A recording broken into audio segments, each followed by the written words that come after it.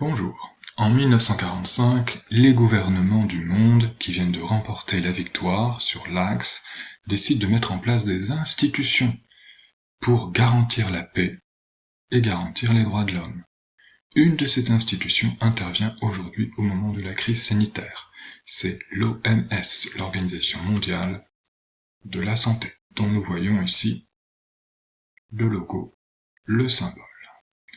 Ce symbole que nous retrouvons là, ici, à l'arrière-plan du représentant de cette OMS, il est là ce symbole, voilà. Et que là je peux montrer en plus grand. Ce symbole de l'OMS, c'est le symbole de l'ONU, nous allons parler de l'ONU, aujourd'hui l'OMS fait partie de l'ONU. Le symbole de l'ONU, c'est une branche de laurier, deux branches de laurier qui entourent la planète. Ici c'est le monde. Vu du pôle Nord, on reconnaît des continents, et on reconnaît ici des méridiens et des parallèles. Comme c'est l'OMS, l'OMS a ajouté sur le symbole de l'ONU le caducée, ce symbole qu'utilisent les soignants et les médecins, un bâton avec un serpent. Voilà le symbole de l'ONU lui-même, derrière ce monsieur, qui est aujourd'hui le chef de l'ONU. Il a été choisi par les États du monde pour diriger l'ONU en leur nom. Il a très peu de pouvoir, il agit au nom des différents pays du monde. Cette ONU a été créée à l'initiative du président Roosevelt, qui est le président des États-Unis pendant la Seconde Guerre mondiale, et qui a réuni autour de lui tous les représentants des Nations Unies, cette grande alliance composée de 26 membres à l'époque de cette réunion, mais à la fin de la guerre de presque 51 membres, qui vont remporter la victoire contre les forces de l'Axe. Cette ONU, aujourd'hui, elle fonctionne, avec l'OMS bien sûr, elle fonctionne beaucoup. Là ici, nous voyons à nouveau le symbole de l'ONU. On est à New York, au siège de l'ONU, dans la salle de l'Assemblée Générale. Il y a 193 pays dans le monde aujourd'hui. Ces 193 pays sont représentés à cette assemblée, ont le droit à la parole, ici on voit la tribune, et ont des droits de vote. Ils vont voter pour une intervention quelque part dans le monde pour maintenir la paix, pour soutenir un pays en difficulté par exemple, pour condamner un pays qui s'est montré par exemple agressif. À cette assemblée générale, les représentants des États viennent parfois en personne s'exprimer. Là ici c'est le président des États-Unis qui s'est déplacé pour venir s'exprimer devant les membres de l'Assemblée générale. Bon.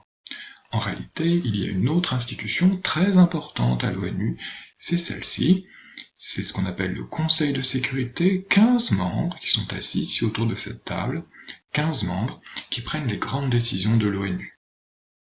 Cette institution, elle est composée de 5 membres qui sont toujours les mêmes depuis 1945, 5 membres qui sont les représentants des pays qui ont remporté la victoire, et 10 autres membres sont choisis parmi les 193 membres et sont renouvelés chaque année. Cette ONU dispose d'un moyen de faire respecter la paix, c'est une armée, elle est composée de régiments prêtés par les pays membres. Là ici c'est la Chine qui a prêté des soldats. On le voit ici sur le char chinois, c'est pas un char qui agit au nom de la Chine, mais au nom des Nations Unies, United Nations, et ces soldats portent un casque bleu pour bien montrer qu'ils agissent au nom de l'ONU. Là ici, sur cette autre photographie, on voit un soldat français par exemple, il n'agit pas au nom de la France, avec son béret bleu, il agit au nom d'une mission qui lui a été donnée par l'ONU. Nous allons donc remplir à présent l'organigramme qui montre l'organisation des Nations Unies, ces différentes institutions.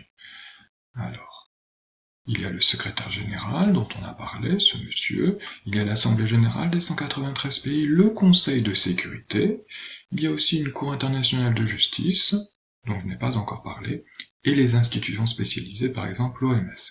On va donner quelques couleurs, les organismes de décision, ceux qui délibèrent, qui discutent, ceux qui sont spécialisés, qui élit qui propose quoi.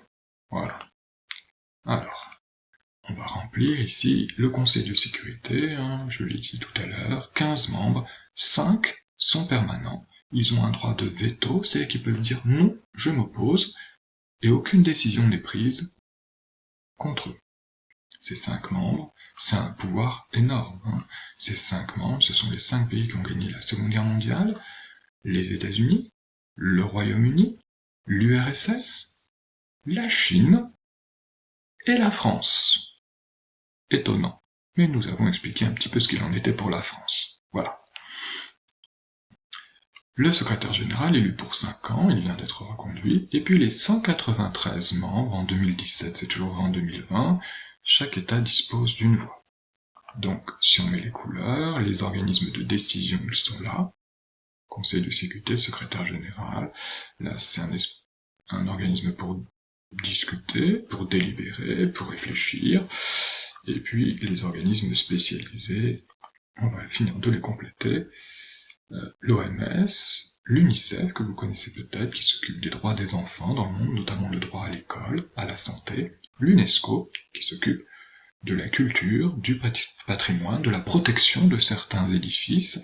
Par exemple, la cathédrale d'Amiens est classée comme patrimoine mondial, donc elle est protégée par l'UNESCO. La France ne peut pas en faire ce qu'elle veut, les animaux ne peuvent pas en faire ce qu'ils veulent de cette cathédrale, elle appartient à tout le monde.